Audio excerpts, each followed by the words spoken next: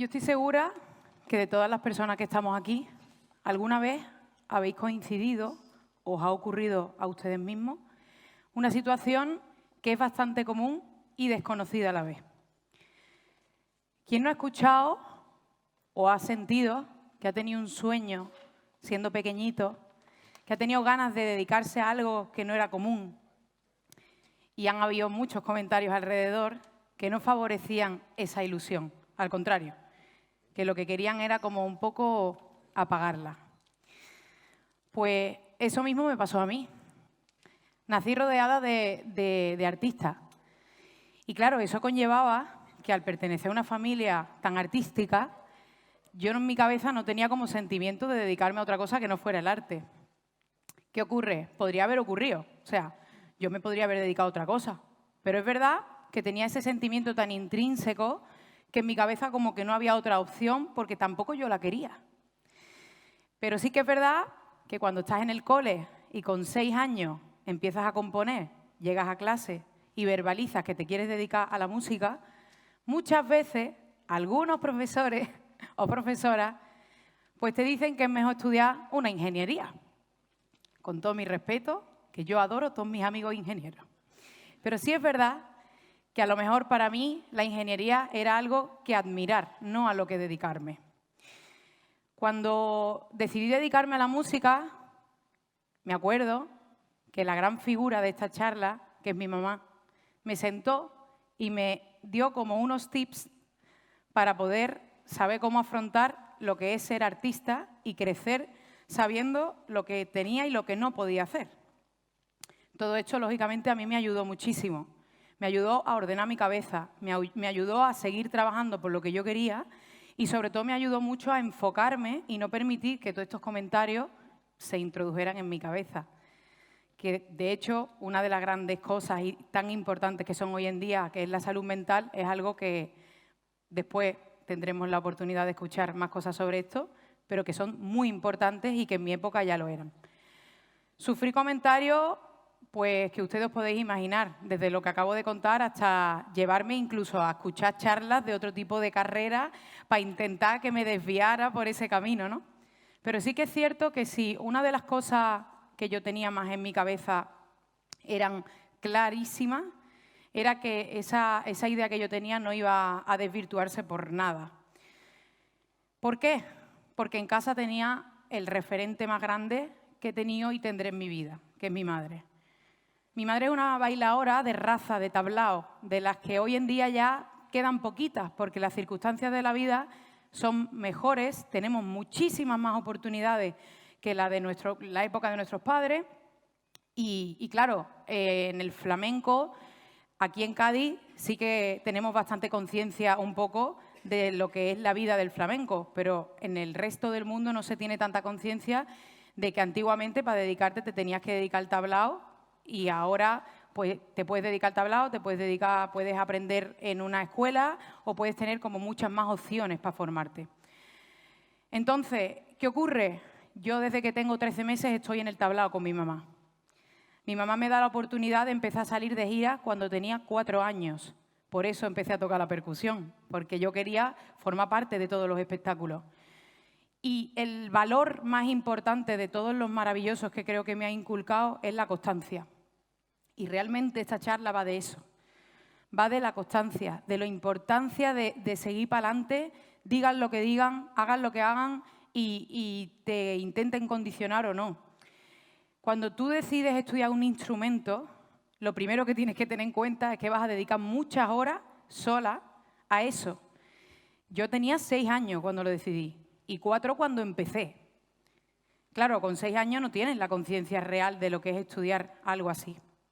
Pero sí es verdad que si te gusta y te mueve, llega un punto en el que no te tienen que estar diciendo ponte, que eso es una cosa muy típica, ¿no? Cuando empiezas a estudiar un instrumento, la gente o tus padres, hay que ver que no estás estudiando nada, hay que ver como con el cole, ¿no? La diferencia es que cuando tienes pasión y tienes ganas de hacer cosas, el ponerte no te cuesta tanto. ¿Qué ocurre? Yo en mi vida he tenido pues, el ejemplo de constancia, de superación, de pasión, de ser una persona que a día de hoy tiene 56 años, lo digo con mucho orgullo porque está perfecta y que trabaja 12 horas al día o 10 horas al día sin parar de bailar, teniendo fibromialgia y teniendo cosas que le impiden desarrollar su trabajo, pero tiene tantísima pasión por lo que hace y tanta constancia que la realidad es que da igual todo lo demás. Cuando yo empecé a desarrollarme más en el ámbito de la música y empecé a tener más conciencia de lo que yo iba a estudiar, porque claro, cuando eres pequeño lo decides por la pasión y después te enfrentas a la realidad. Seguí creciendo, seguí trabajando, seguí estudiando muchísimo, formándome y a lo que yo llegaba en mi cabeza era que yo sabía que iba a ser una carrera de mucho tiempo y sabía que iba a hacer algo que era una carrera de fondo, ¿no? Como se dice, el arte es una carrera de fondo en todas las disciplinas. Hoy en día creo que todos y todas las carreras son de fondo ya, porque estamos en un punto en el que hay que currárselo muchísimo para tener una cosa que me gustaría recalcar, que son las salidas. Una cosa creo que hay que diferenciar, que es el tener trabajo y tener salidas no es lo mismo. Porque cuando te apasiona algo, da igual que no tengas salidas, porque el trabajo te lo buscas tú. Y eso es una cosa que llevo escuchando en casa desde pequeña. Imaginaros lo que es llegar a un cole y que todos los padres de tu clase tengan una profesión, pues que sean maestros, son profesiones más normales, con todo mi respeto. Pero mi madre, bailadora, mis tíos, cantadores, mi primo, guitarrista. Nosotros éramos una familia bastante rara, por decirlo de alguna manera. Y al final, eso que tanto nos inculcan del tema de las salidas es una cosa que en mi familia no tomábamos realmente como en serio, porque pienso que cuando te dedicas a una disciplina artística o una disciplina, como he dicho antes, poco común, una de las cosas que tienes en tu cabeza es que todo el mundo te dice que no tiene salida. Entonces, el instinto de superación también va ligado un poco al tema de buscarte esa salida. Cuando seguí estudiando música, estuve tocando con piano y orquesta, estuve dirigiendo coros, compartiendo con mis compañeros, de gira con mi madre. Yo siempre decía que vivía como Hannah Montana. No sé si os acordáis, pero Hannah Montana tenía 2 vidas. Pues yo era exactamente igual. Yo en el colegio era una niña con 10 años que quería jugar a la fra y le encantaba la música, y en mi casa pues me iba de gira de jueves a domingo, estuve toda la infancia yendo a tablao, yendo de escenario. Entonces era como un poco la vida que yo quería tener cuando fuera mayor. Pero yo sabía que era complicado. Ojo, yo lo tenía clarísimo.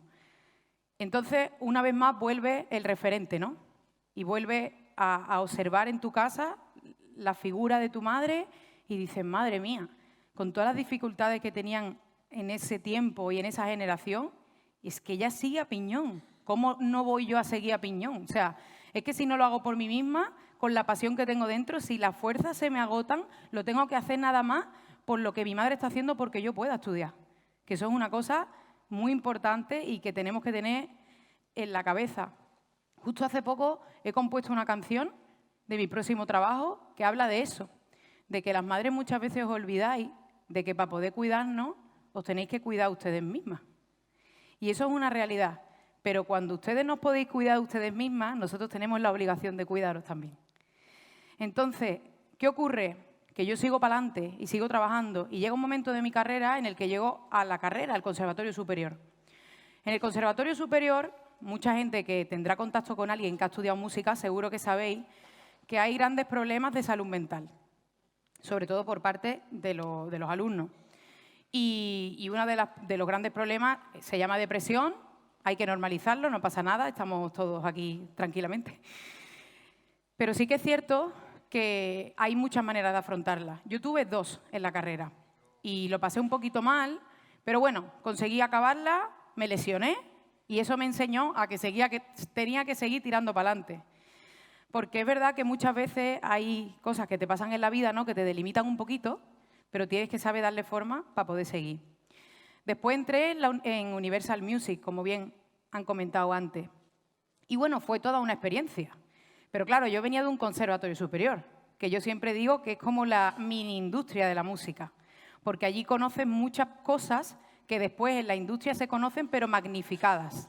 Pero claro, yo ya venía un poco de haber estado en el banquillo viendo todo lo que estaba pasando y ahora tenía que empezar a jugar. Y bueno, ocurrieron cosas que me llevaron pues, a tener también la salud mental un poco trastocadilla y hasta un poco delimitada en ese aspecto, con respecto a todo lo que me estaba pasando, ¿no? ¿Qué ocurre? Que seguí trabajando. Y había una cosa que yo llevaba años queriendo hacer. Y es que yo a los 12 años empecé a producir música.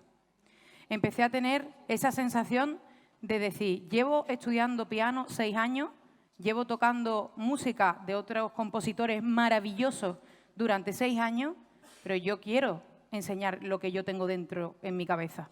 Había una frase que yo le decía a mi madre, mamá, ¿cuándo podré sacar toda la música que tengo en mi cabeza si solo tengo 10 dedos en las manos?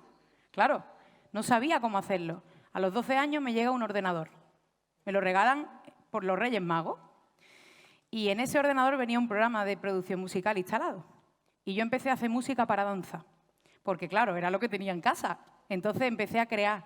Y empecé a aprender de forma totalmente autodidacta. ¿Qué ocurre? El piano, lógicamente, al estudiar un instrumento, y más el piano, que nos ayuda mucho, yo estaba mucho más formada musicalmente para abarcar. Yo nada más que tenía realmente que aprender a manejar el programa. Pues yo seguí trabajando a la vez que hacía óperas y zarzuelas con mi coro, a la vez que me iba de gira con mi madre y dirigía sus espectáculos, a la vez que estudiaba el colegio y a la vez que estudiaba piano.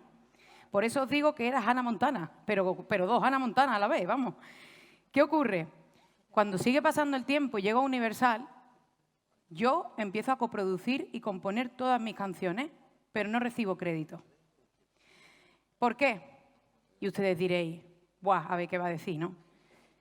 Pues porque una de las cosas que no están estipuladas todavía en el mundo es que existimos mujeres productoras. Las mujeres productoras, para que os hagáis un poquito de cuenta en vuestra cabeza de cómo funciona ahora mismo el mundo, somos menos de un 5% en todo el mundo de mujeres las que ejercemos la producción musical.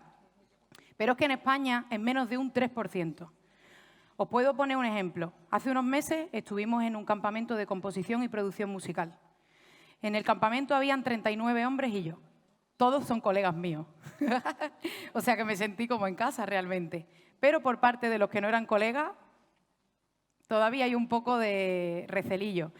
Y sinceramente no considero que sea por nada, sino por cultura. Realmente siempre la figura de la producción musical o la dirección musical la ha llevado un hombre, porque además es un puesto de poder. Pero sí que es cierto que creo que debemos de reivindicar un poco que esta postura o esta forma de trabajo o este puesto también podemos ocuparlo las chicas. Y sobre todo que muchas veces ocurre que incluso, como pasa en otros puestos de trabajo, con las mujeres y los hombres también, la cosa va de personas, de formación, de personas y de lo que podemos transmitir cada uno. Esa es la importancia y la igualdad. A partir de aquí, os puedo decir que a día de hoy sí que tengo muchísima suerte para hacer todo lo que hago. Tengo trabajo, tengo muchísima gente que me quiere y que creo que me está dando mucho para poder seguir desarrollándome como artista. Sigo con mi carrera musical. Y si hay un mensaje que yo quiero dar, es que creo que con constancia y trabajo todo se consigue. Las salidas te las buscas tú. Si quieres ser, imaginaros, recogedor o empaquetador de pelota de tenis, pues tienes que ser mejor y buscarte el trabajo tú. Porque aunque la gente no confíe en que ese trabajo te va a dar un futuro, tú sí tienes que confiar en que te lo va a dar. Eso es lo más importante.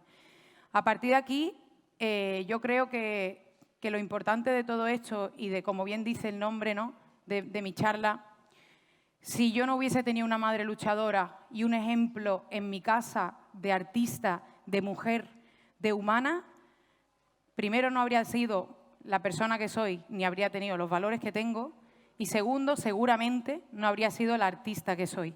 Solamente quiero decir una última cosa, ¿vale? Y es una frase que mi madre me ha dicho toda mi vida y es que no hay arte sin disciplina ni disciplina sin sacrificio. Muchas gracias.